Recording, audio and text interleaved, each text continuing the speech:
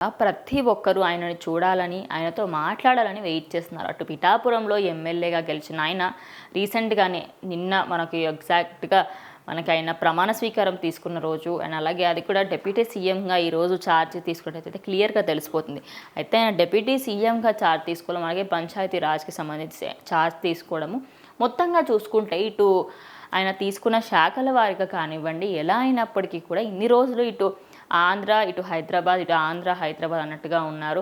Maximum ఆంధ్రాలో ఎక్కువ ఉండడానికి ప్రయత్నిస్తారు. అయితే పిఠాపురంలోకి ఆయన వీర మంది ఫ్యాన్స్ ఎవరైతే ఉన్నారో వాళ్ళకి, అటు మహిళలకి అండ్ అలాగే పురుషులకి ఎంతోమందికి ఆయన చూడాలని ఉంది. ఎలక్షన్స్ అయిపోయినాయి కాబట్టి ఈ నెల 20th నుంచి ఆయన పిఠాపురం వెళ్ళే అవకాశం ఉంది. అక్కడే ఆయన మొత్తం పిఠాపురం అంతా పర్యటించనున్నారు. ఎందుకంటే ఫ్యాన్స్ అందరికీ థ్యాంక్ యూ చెప్పడానికి ఆయన అక్కడికి వెళ్తున్నట్టుగా అయితే తెలుస్తోంది.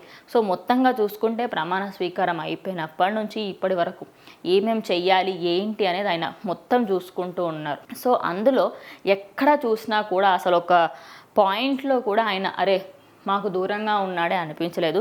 ఇప్పుడు ప్రమాణ స్వీకారానికి దీనికి సంబంధించి కొంచెం ఆయన ఇటు ఆంధ్ర సైడ్ కొంచెం ఫోకస్ తగ్గినట్టు అనిపించింది. కానీ ఇప్పుడు మళ్ళీ పిఠాపురం వైపు వెళ్ళి ఆయన అసలు మిత్రపక్షాలు ఎవరు, శత్రుపక్షాలు ఎవరు, అసలు ఎవరు ఏమేం చెయ్యగలుగుతారు, ఎవరెవరికి ఏ బాధ్యతలు అప్పచెప్పాలి ఏంటి, వీటన్నిటి గురించి కూడా ఆయన ఆలోచించబోతున్నారు.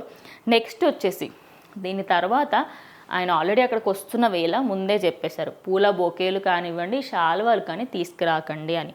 ఎందుకంటే ముందు చూసుకున్నప్పటికీ కూడా ఆయన ఎప్పుడు కూడా శాల్వాలు బొకేలు ఇస్తే కొంచెం హెజిటేట్ అయ్యేవారు. ఆయనకు అట్లా సన్మానాలు సత్కారాలు ఏమీ నచ్చవు.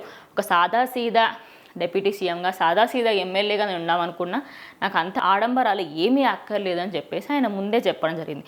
సో అక్కడికి వెళ్ళిన తర్వాత ఎవరు కూడా దానికి సంబంధించి ఇలాంటివి చేయకూడదు అని చెప్పేసి ముందస్తుగానే సూచనలు ఇవ్వడం జరిగింది.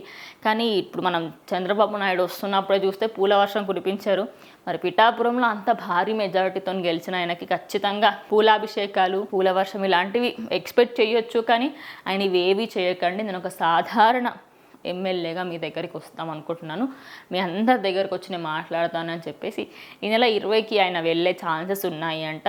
సో మరి వెయిట్ చేసి చూద్దాము మరి పిఠాపురంలో ఆయన వెళ్ళినప్పుడు ఎలాంటి రిజల్ట్స్ ఉంటాయి ఏంటి అనేది.